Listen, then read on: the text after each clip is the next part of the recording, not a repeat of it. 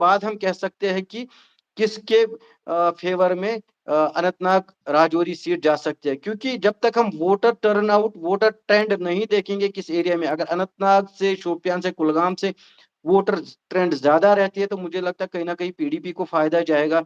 अगर राजौरी एरिया के एरियाज़ में और जो कुछ सिलेक्टेड पॉकेट्स है, जैसे कुलगाम में नूराबाद है, हमारी शोपियान में जैसे चित्रागाम है, इसी तरह अनंतनाग में भी वो कॉन्स्टिट्यूएंसीज़ जहाँ पे ऑलरेडी नेशनल कॉन्फ्रेंस के एमएलएज़ रहे हैं, जिनका अच्छा खासा सपोर्ट रहा है, तो उस हिसाब से भी पता चलेगा कि रिज़ल्ट किस फ़ेवर में जाएगा। जी।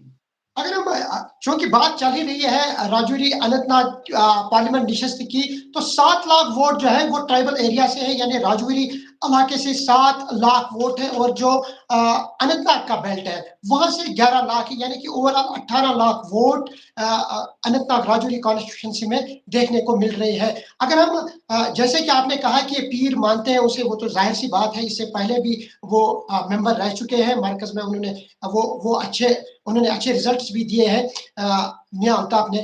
तो 11 लाख वोट जो है वो अनंतनाग से है, और जो महबूबा मुफ्ती की पकड़ है वो अनंतनाग एरिया से खासी मजबूत दिखाई दे रहे हैं। क्या आपको लग रहा है कि महबूबा मुफ्ती इस साल सरखुरू हो सकती है?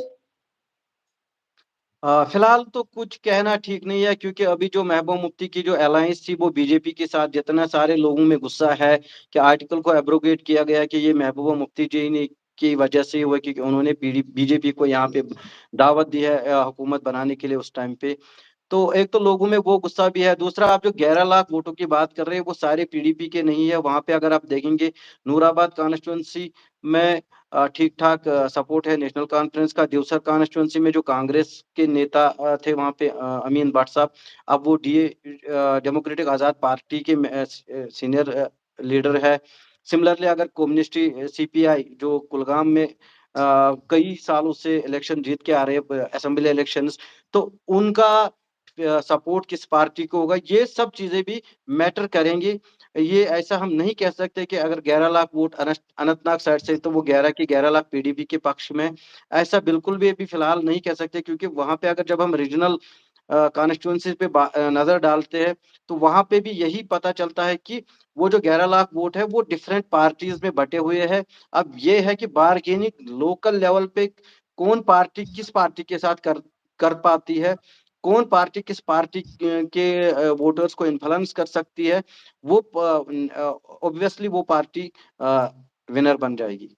चलिए, जाते-जाते आपसे अब आखिरी राय पूछेंगे कि जो श्रीनगर पार्लिमानी नशस्त में जो वोट इख्तिताम हुए, या आज बारामूला पार्लिमानी नशस्त को लेकर जो वोट इख्तिताम हुए, अब सिर्फ हाँ या ना में बताइएगा कि आपको सबसे ज्यादा रुझान किसकी तरफ लग रहा है। पहले श्रीनगर नशस्त की बात करेंगे कि किसका पलड़ा आप बारी देख रहे हो, कौन सी पार्टी मजबूत दिखाई दे रही है। सिर्फ एक कैंडिडेट या एक पार्टी का नाम लीजिएगा।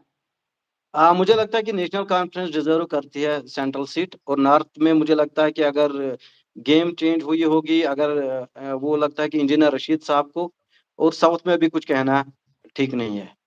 मेरी इकबाल, बहुत-बहुत शुक्रिया टाइम देने का, क्योंकि और भी हमें आपके साथ बात करनी थी, क्योंकि 19 अप्रैल को उधमपुर पार्लिमानी निशस्त में भी वोटिंग हुई, फिर उसके बाद 26 अप्रैल को जम्मू में वोटिंग इख्तिताम हुई।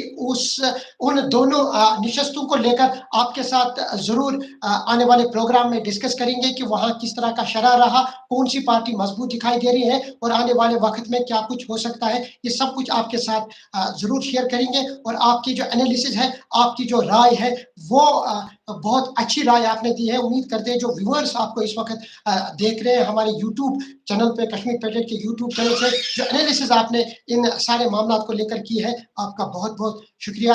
आपने अपना कीमती वक्त दिया। शुक्रिया काज़ी साहब, शुक्रिया। आपका भी बहुत-बहुत शुक्रिया। Thank you.